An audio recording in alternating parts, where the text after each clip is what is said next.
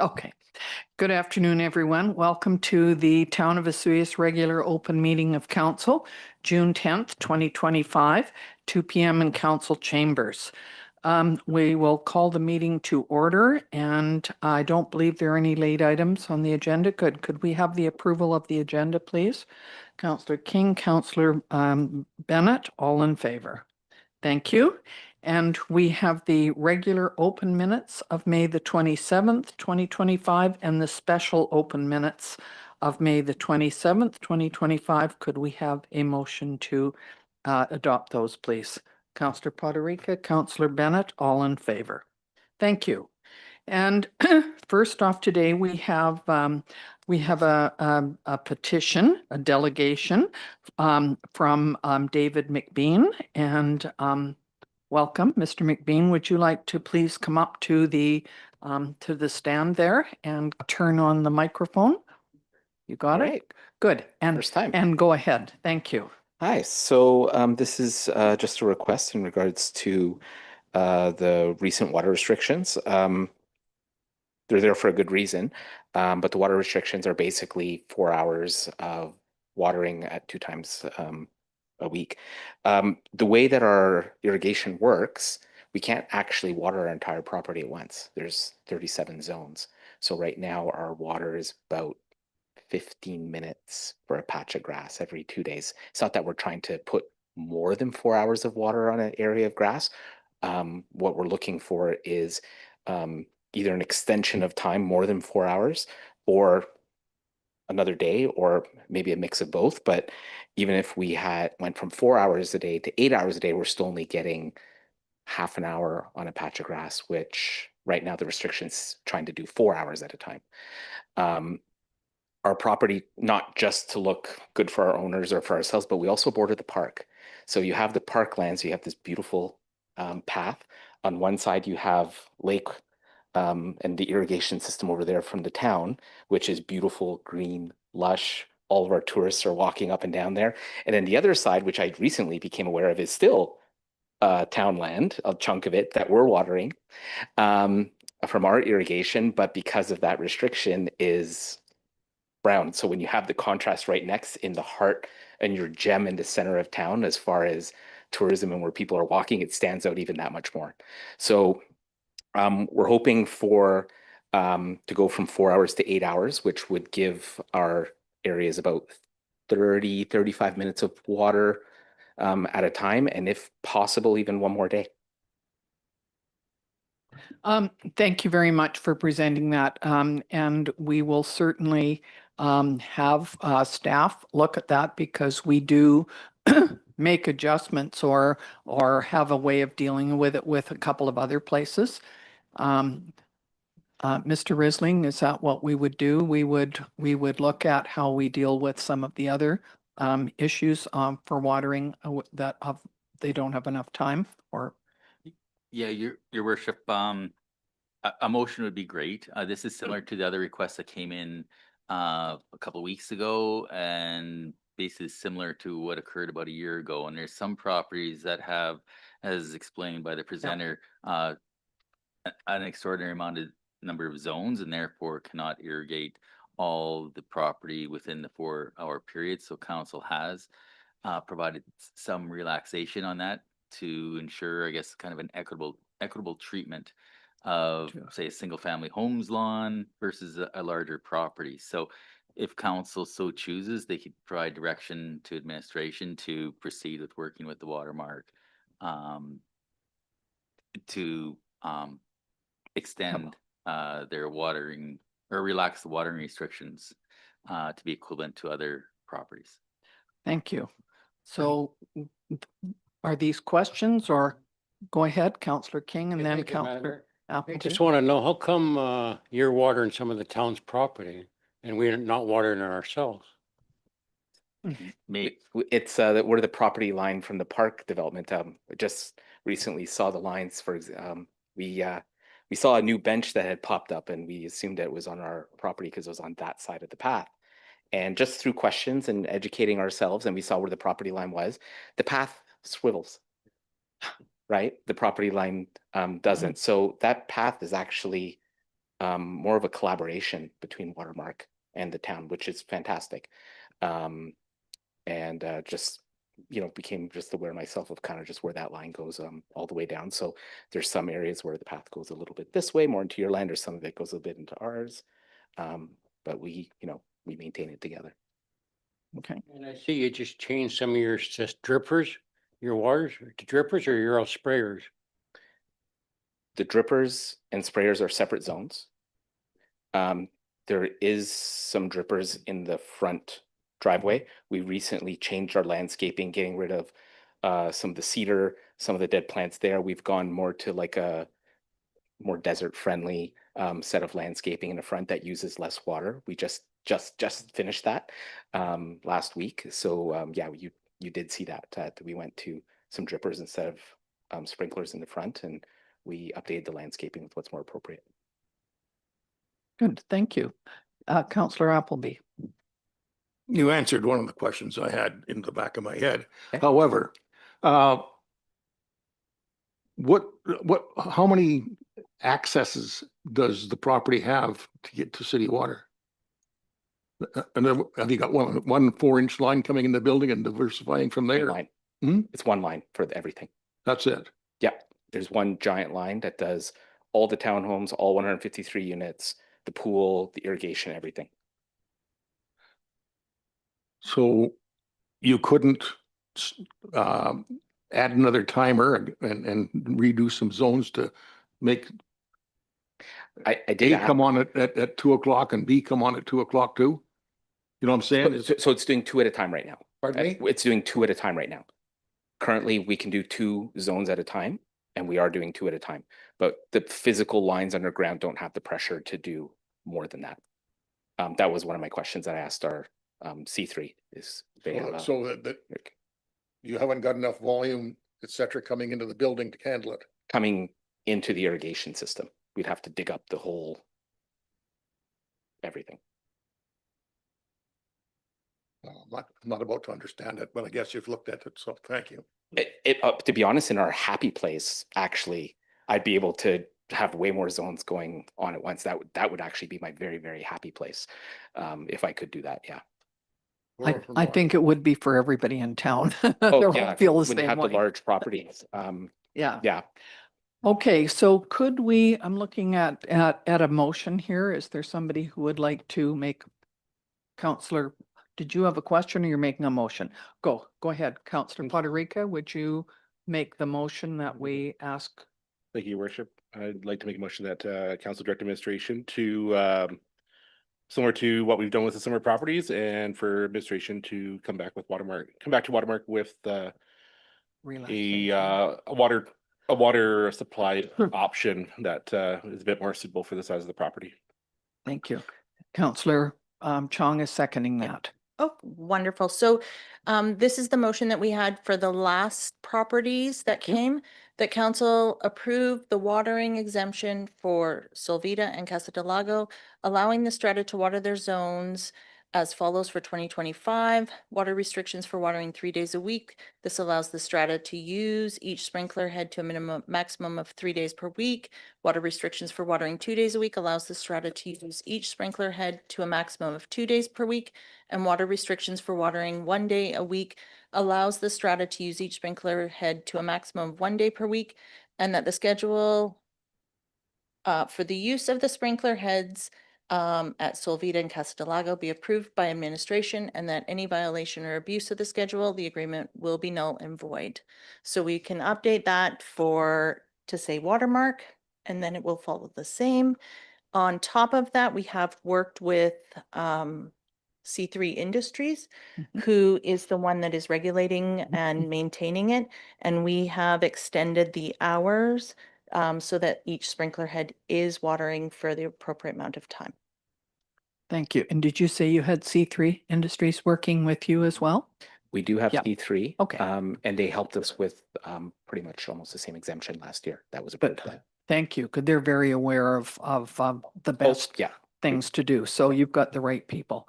Okay, so the motion has been moved and seconded. Absolutely. Go I ahead. got a question. I think when you read that though, I don't know if that actually gives Watermark enough time to do the 32 zones. It worked for the others, but I don't think it'll work for theirs the way I understand it.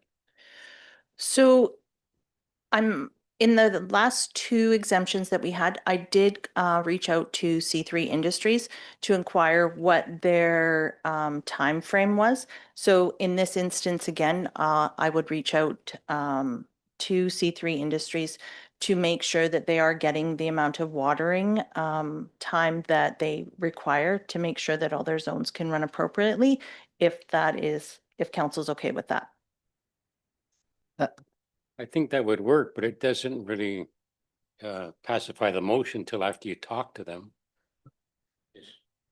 Yes, so we can modify the motion to say, because in it, it does say that, That you would deal with C3. It does say that in there.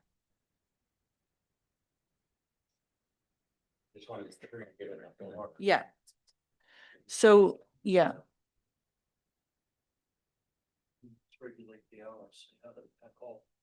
so it says that the schedule for the use of the sprinkler heads at the property be approved by administration. Okay. So that means that they will work with them in C3 to make sure that it's handled. Is that okay? That's similar to. I guess I just, one more question. I guess it relates to how many days can they water since we're going to 2 right now. You go ahead. You'd like to extend that? Yeah, I think your worship, through your worship, this is a fairly unique circumstance in that the park is kind of interwound. And so that if we maybe keep the motion generic enough for administration to be cognizant of obviously your water issues, but to also ensure that the collaborative trail system is still attractive. So maybe if the and if I motion is may- something like that, administration works with the watermark to ensure water conservation measures are considered in the restrictions of the collaborative shared pathway. Something like that. With the. Like, you gotta get these written out. Like this. Yeah, it was just in my discussion with C3. Some of it was discussion about adding hours to the existing, but because of the amount of zones, you can't add too many hours because then you start watering at times that are not efficient. So that's why the discussion was in some cases some hours and in some cases possibly another day, so that you're not getting into sunlight hours and watering at that time, because that water time would be less efficient. So that's kind of where that conversation came from. Of part of it is hours, but part of it was like possibly even another day because it was just putting the water out at the right time.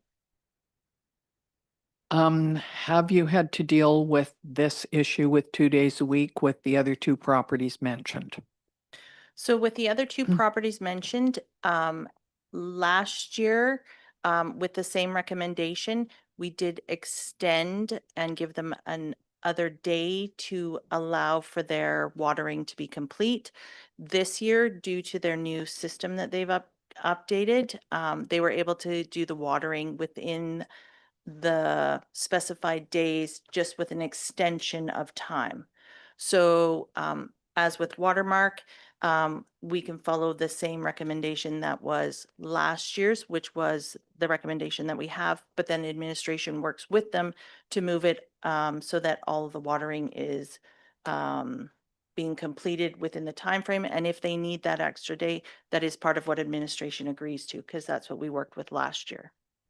That sounds fine to me. Would 3 days a week work for you then? If we give you extra hours? Yeah, it should. But again, I'm very happy to talk to C3 and see what they're saying as well. And because they can control the zones, there's, for example, there's a couple that are actually right on the path that probably need it probably the 3 days, but there's some that are very shaded near Boston Pizza that probably don't, right? And I think that's part of the working with C3 to make sure that we're not overdoing it. We're not looking to make a big, beautiful, lush rainforest. We just make sure everything survives, right? But we want to be respectful of the rules and the reason you're doing it too, right? Good, thank you. And so I think working with CP and with the town administration, you can figure out a way, or they can figure out together a collaborative way to make it work. Okay, would that work? Thank you. and we have made the motion and we voted on it? No, Okay, it's on the floor. so the motion is on the floor. All in favor? Thank you very much. Thank you for coming. Okay, carrying on with more water matters. This is the Okanagan Basin Water Board meeting highlights, which happened on June the 3rd. And there are several things on there.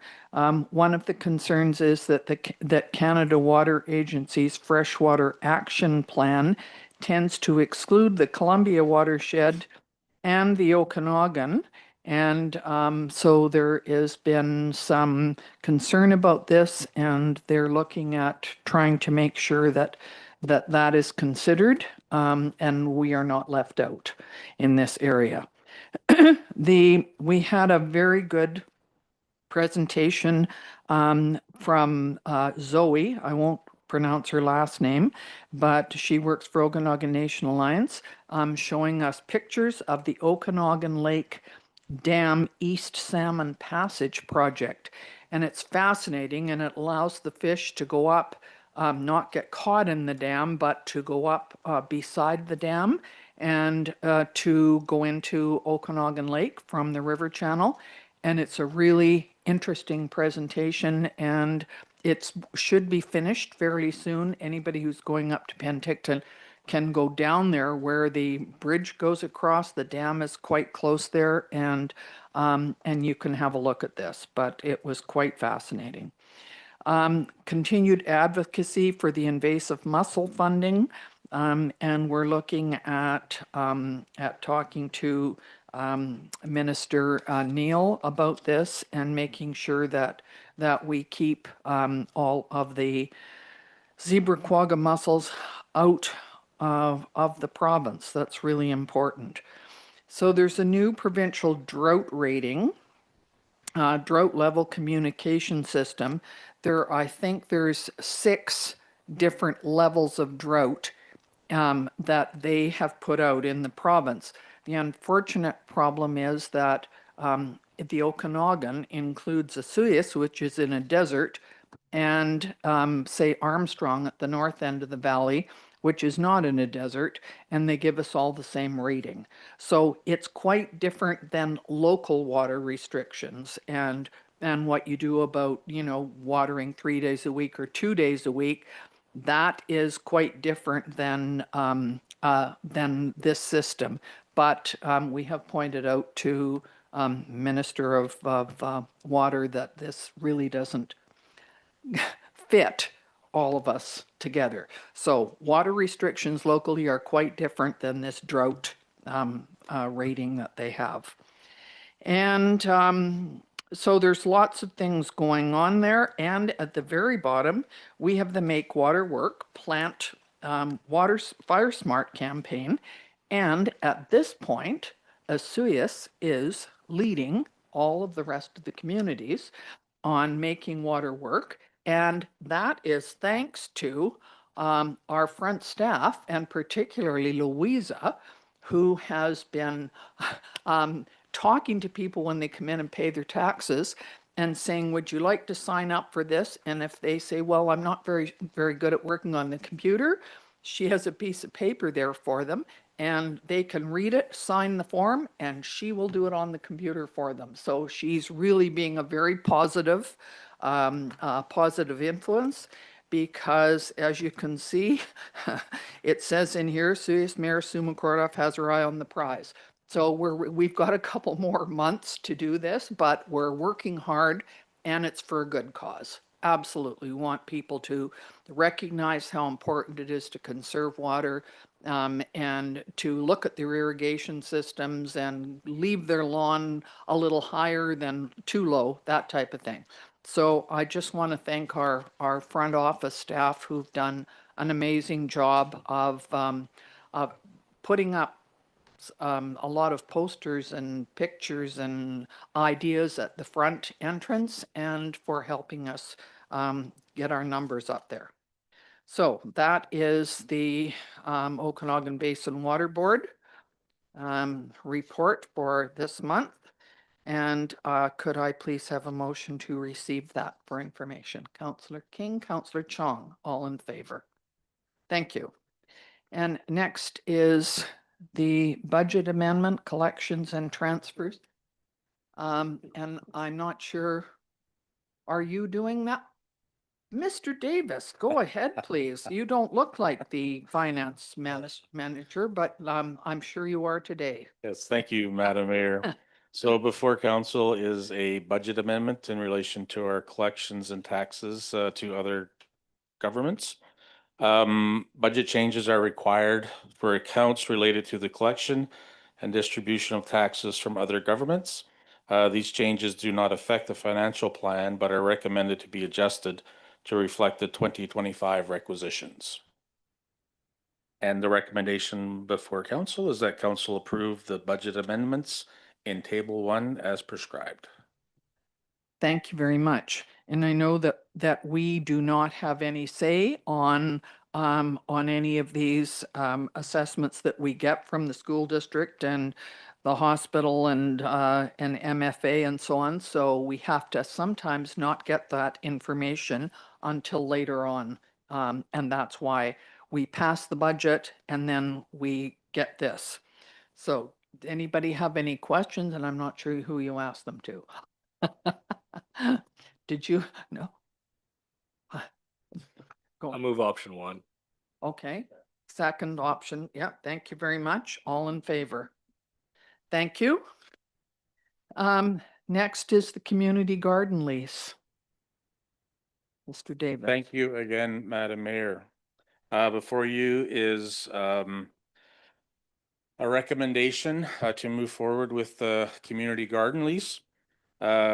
Desert Sun Counseling Resource Center has been operating a garden for 5 years, and we're at the point now to actually renew that. At the May 27th meeting of council, administration reported an intent to lease and council approved that. We actually moved forward and advertised in the newspaper at the town board here and on the website. And during this time, we didn't receive any complaints or issues. As you all know, the community garden, I really like the picture, so I wanted to keep this one in the presentation. It's active for the last 5 years, but one thing that I did put on here that wasn't in the original was the raised garden beds are also accessible. So the accessibility committee did take part of that a couple of years ago to purchase those.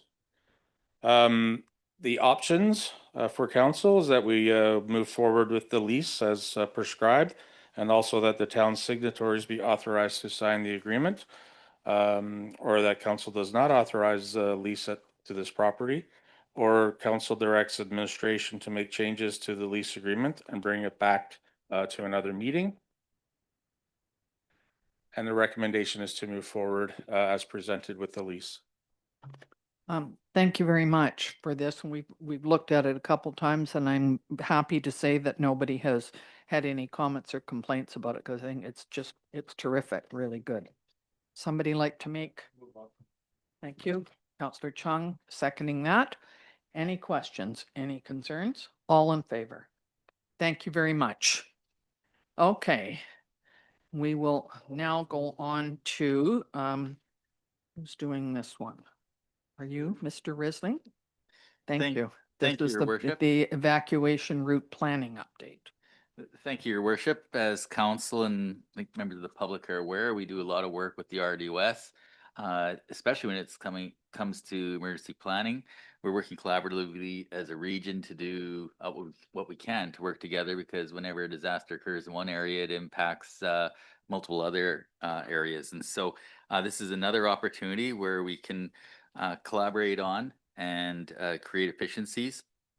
This is a grant application for evacuation routes, and there's 4 municipalities within the RDOS that have a need to update their plans.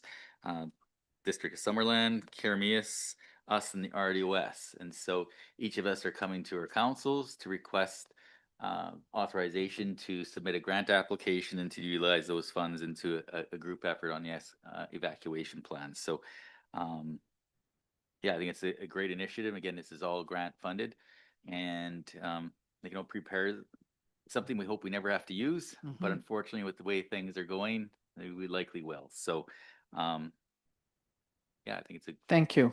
It was, and the same options were done at the regional district the other day too. Of course, that was obviously passed. So could we have a motion, please, to support this application? Councillor Bennett, Councillor Chong, all in favor. Thank you very much. And we have a meeting report for Councillor Bennett. He was at the Okanagan Basin Water Board, no, Okanagan Library Board meeting in Kelowna. Well, he could have been at the other one too, who knows? Okay, could we have a motion, please, to pay the expenses for Councillor Bennett in the amount of $100? Councillor King, Councillor Poderica, all in favor. Thank you very much. Okay, thank you. See you on Thursday. Okay. Thank you, Mr. Davis. And we will go on to our CAO report. Thank you, Your Worship. I mean, just a reminder for those that may want to seek some RMI grant funding, there is still some funding available, and so an ad's going out to accept further requests for funding. The deadline is June 27th. So if you're looking to put on an event or something like that, please submit your application. And just one other thing, I know I brought up last go round. We do have a couple community boards up, hopefully 3, maybe 4 here in the next few weeks. And there's going to be some guidance around those, but I think it's a great opportunity for people to utilize those boards to put things like garage sales and other information that maybe community is interested in, which, and in fact, we hope will reduce the amount of posters and other information that's posted on telephone poles. So, yes, that's I think a good thing. The go by bike week concluded last week. Registration for summer swimming lessons has started. We've got registration for the Cactus Kids Day Camp starts June 11th, which is tomorrow. Beach volleyball is kicking off tomorrow. There's also going to be some fee increases to our recreation fees as to our policy. So every June 1st, there's a CPI index that's applied to our fees. So just a reminder for people on that. Within corporate services, the annual report is out. So that's being advertised and is available for viewing. There's a lot of unsightly properties out there, and so we're just asking people, if you think your property's unsightly, do your thing. It does take ultimately, unfortunately, the town will enforce that, and if we have to do it, that cost just goes right onto the property owner. And I can almost assure you the cost that we do is probably going to be more than if the property owner does it themselves. So just a little bit of a reminder there to, if your yard's getting a little bit messy, to clean it up, please. Property taxes are due July 2nd. Within the fire department, their new battery-powered combination Jaws of Life tool arrived. Again, another one of those things you hope you never have to use. The fire department also attended the farmers market on May 31st. For those that were here, it was a pretty full. Park was pretty full with a lot of booths. Then planning development services, again, the airport master plan and financial analysis survey is available on the website. Deadline's June 23rd. New businesses, Kettle Valley Tile and Design, Baker's Beds, which is a bed and breakfast, Oasis RV Owners Association, and A to Z Pro Carpentry. And I guess more from the operational services side, just a reminder for people, especially with it heating up, that we've switched to a 3-zone system. to irrigate your lawns. So please go to our website to find out which zone you're in and also the days that you can water. And again, the hours are very, very limited depending on if you're doing sprinklers, if you have to do the manual type sprinklers versus the automated sprinklers. So please look at some of those details and yeah, conserve our water. And that's concludes my report. Thank you very much, Mr. Risling. Could we have a motion, please, to accept the CAO report? Councillor Poderica, Councillor Chung, all in favor. Thank you. Okay, we'll look at council reports. Councillor Bennett, you're first. Nothing to report this week. Thank you. Thank you. Councillor Chung. Thank you. May 31st, as part of my role with supporting local physicians recruitment and retention committee, I may have switched the 2 R's. We had Dr. Q and her partner. She's doing a rotation. I think she just finished, but so we basically took her on a tour of Vesuvius. So I just wanted to thank Nick from Inkame did a fantastic like private tasting. Michael from Vesuvius La Rose also just a private tasting. They don't have a tasting room, so it was a really special experience.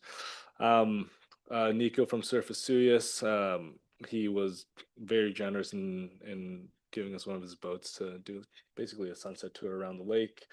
And then Jeff of Barn Owl Eatery and all the staff from Backroads Brewing. So it was a pretty jam-packed day, just trying to highlight Vesuvius, and everyone had a really great time. So you know, fingers crossed. And then June 5th, myself and Councillor Poderica attended the Toda Golf Tournament. Always a great opportunity to network with all the big shots in tourism of the South Okanagan and beyond. We came in 4th by I think 1 stroke, so I blame Councillor Poderica. It was that one putt he didn't make.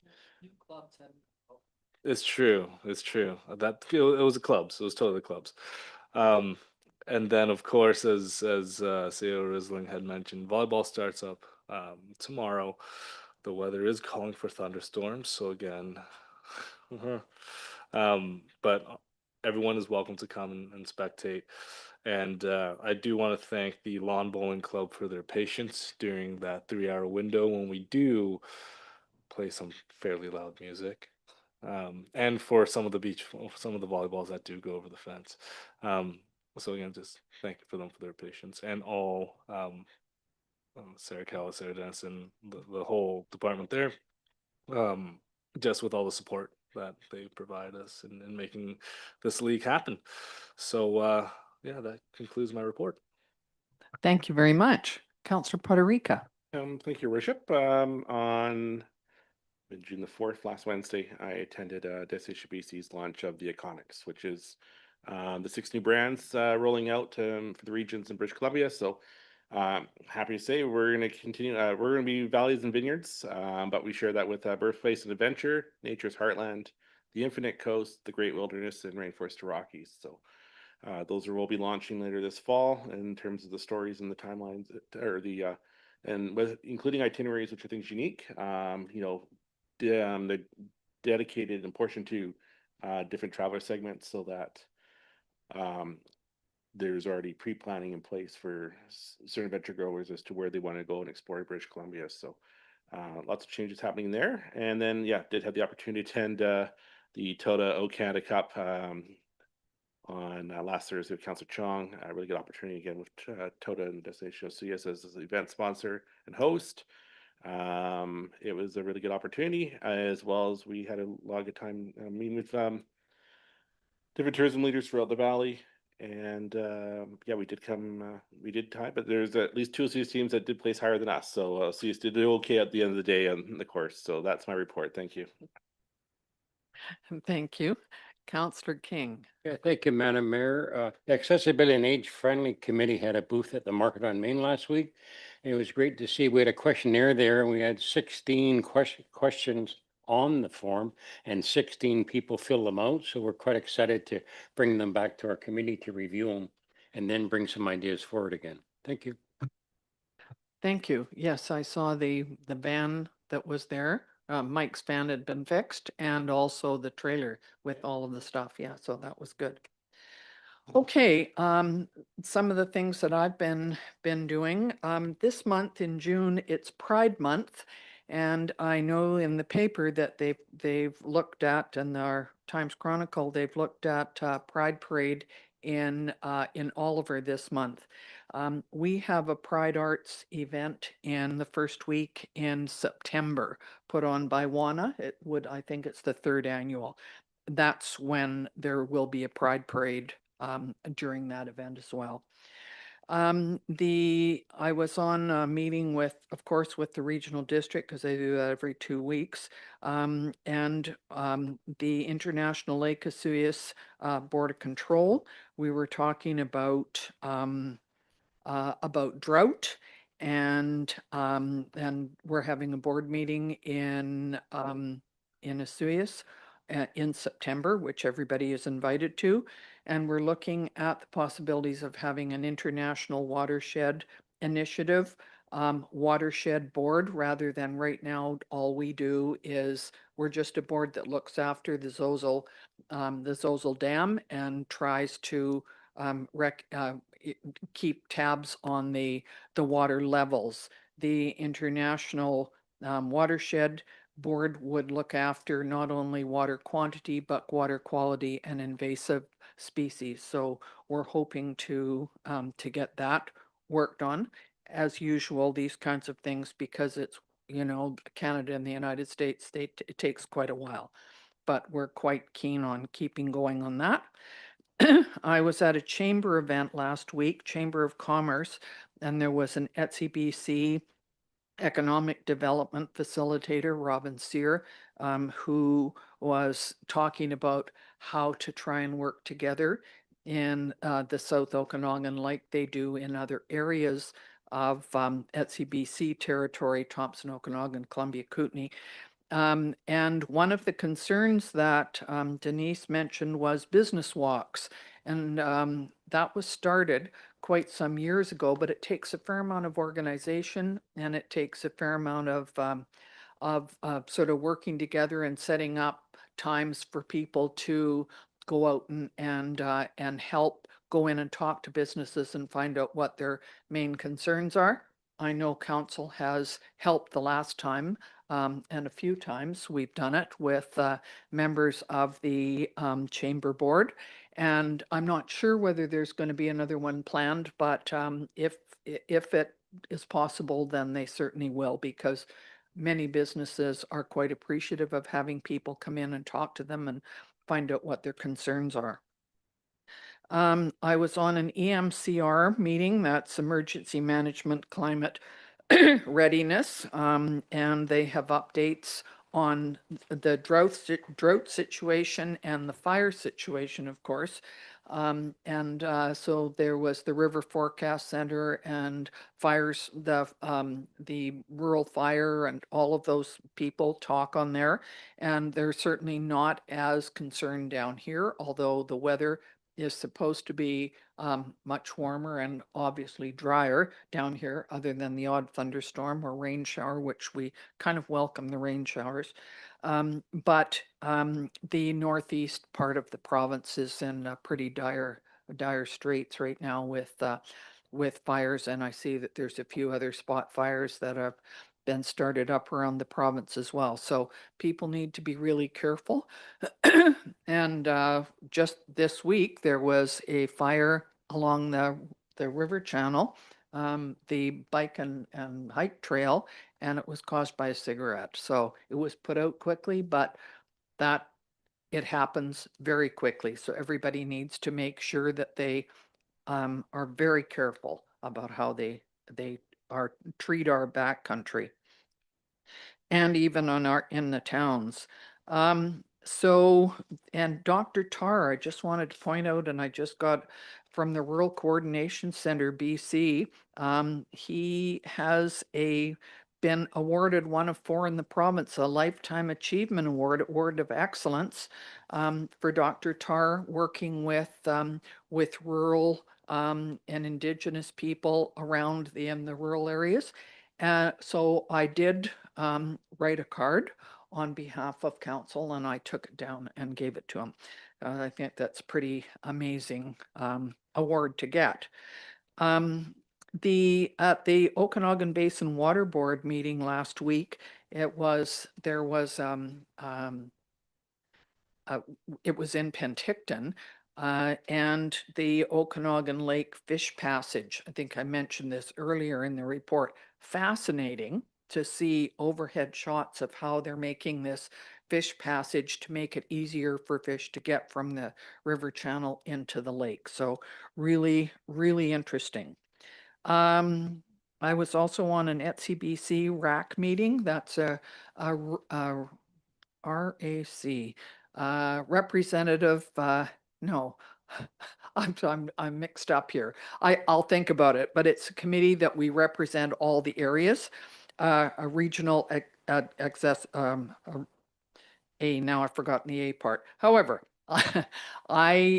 it was looking at all of the regions in the Thompson Okanagan and the Columbia Kootenay, and so we had given away $1 million worth of grants, and that was okayed by the RAC committee, and I will be next week in Salmon Arm where the board will have a look at that, and then I'll come back and provide that information.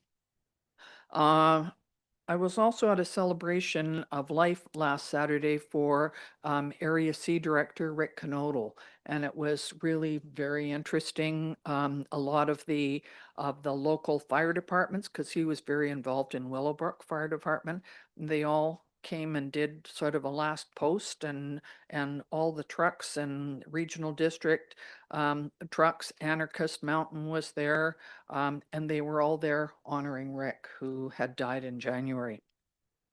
And this Saturday, the market, which normally goes from 9 o'clock until 1 o'clock, is going outside here from 9 o'clock till 3 o'clock because there's a kids concert on from 11 until 3. Several kids concerts. They're having hot dogs over at the art gallery, and the museum is involved, and it'll be right out here in the park. So certainly kids are invited to come, and there are several different performers that will be playing and entertaining them.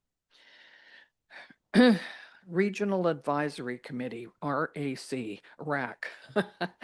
Too many acronyms with the problem. Okay, and that is my report for today. And I will now move into the in-camera section pursuant to Section 91 of the Community Charter. Part of the council meeting may be closed to the public if the subject matter being considered relates to one or more of the following. Section 91A, personal information about an identifiable individual who holds or is being considered for a position appointed by the municipality. 91D, the security of the property of the municipality. 91G, litigation or potential litigation affecting the municipality. 91K, negotiations or related discussions respecting the proposed provision of a municipal service that are at their preliminary stages and that in the view of the council could reasonably be expected to harm the interests of the municipality if it were held in public. Could I have a motion, please, to go in camera? Councillor Federica, Councillor King,